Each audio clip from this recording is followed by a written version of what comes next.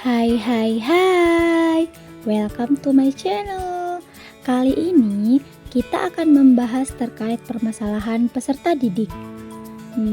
Sebagai seorang guru, kita sering menghadapi beberapa masalah umum terkait perkembangan fisik, kognitif, sosial, dan emosional anak-anak di sekolah dasar. Berikut adalah beberapa contoh permasalahan yang sering muncul dan bagaimana kita sebagai seorang guru untuk dapat menghadapi mereka. Yang pertama yaitu perkembangan fisik. Obesitas. Tingkat obesitas pada anak-anak telah meningkat secara signifikan dalam beberapa tahun terakhir. Obesitas pada anak telah menjadi masalah yang serius di dunia dan negara Indonesia.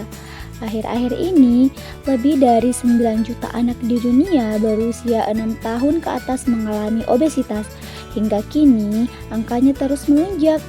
Ada beberapa upaya preventif yang dapat dilakukan, termasuk yang pertama yaitu memperkenalkan pola makanan sehat melalui program pendidikan gizi di sekolah.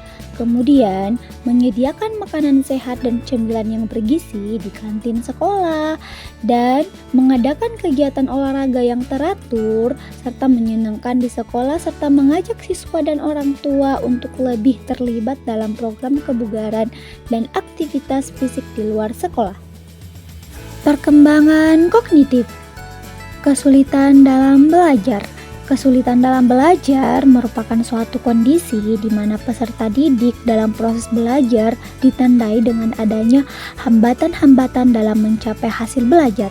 Jadi, kondisi di mana peserta didik tidak dapat belajar dengan semestinya. Beberapa masalah kognitif yang sering terjadi meliputi kesulitan dalam memahami konsep matematika, membaca, dan menulis. Upaya preventif dan kreatif yang dapat kita lakukan sebagai guru yaitu menggunakan pendekatan pembelajaran yang beragam seperti penggunaan alat peraga, permainan, dan kegiatan kreatif. Menerapkan strategi pengajaran diferensiasi untuk memenuhi kebutuhan belajar individu peserta didik. Kemudian menggunakan teknologi pendidikan seperti aplikasi dan perangkat lunak untuk pembelajaran interaktif dan meningkatkan keterlibatan dan pemahaman peserta didik. Kembangan sosial. Salah satunya yaitu perilaku bullying. Nah, permasalahan sosial yang sering terjadi di sekolah adalah perilaku intimidasi atau bullying. Sebelumnya, perlu kita ketahui apa itu perundungan. Nah, perundungan atau bullying adalah perilaku tidak menyenangkan baik secara verbal, fisik, maupun sosial di dunia nyata maupun dunia maya.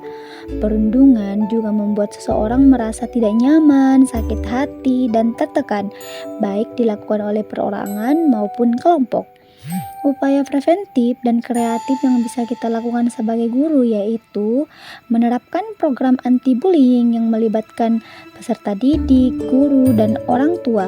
Kemudian membangun budaya sekolah yang aman, inklusif, dan bertoleransi. Dan mengadakan kegiatan sosial dan kolaboratif yang mendorong kerjasama dan pemahaman antar peserta didik. Perkembangan emosional. Salah satunya yaitu stres dan kecemasan. Anak-anak di sekolah dasar sering mengalami stres dan kecemasan terkait tuntutan akademik, pertemanan, atau masalah keluarga. Penyebab gangguan kecemasan pada anak berbeda-beda. Ada yang mengalami gangguan kecemasan karena memiliki fobia terhadap objek tertentu, pernah menghadapi peristiwa traumatis seperti kecelakaan, pola asuh orang tua yang kurang tepat, dan memiliki riwayat keluarga dengan gangguan kecemasan atau faktor genetik. Adapun upaya preventif dan kreatif yang bisa kita lakukan sebagai guru yaitu menciptakan lingkungan kelas yang inklusif, mendukung, dan penuh kasih sayang.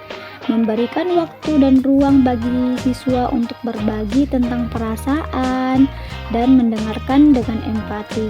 Mengajarkan keterampilan pengelolaan emosi dan relaksasi seperti teknik pernapasan atau yoga. Menciptakan lingkungan kelas yang mendukung dan nyaman di mana anak-anak merasa aman untuk berbagi perasaan dan kekhawatiran mereka. Mengajarkan keterampilan pengelolaan emosi seperti teknik relaksasi atau meditasi singkat.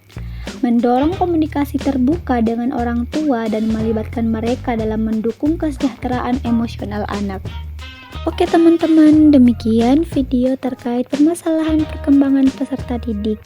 See you next video. Terima kasih telah menonton. Jangan lupa like, komen, dan subscribe. Bye-bye.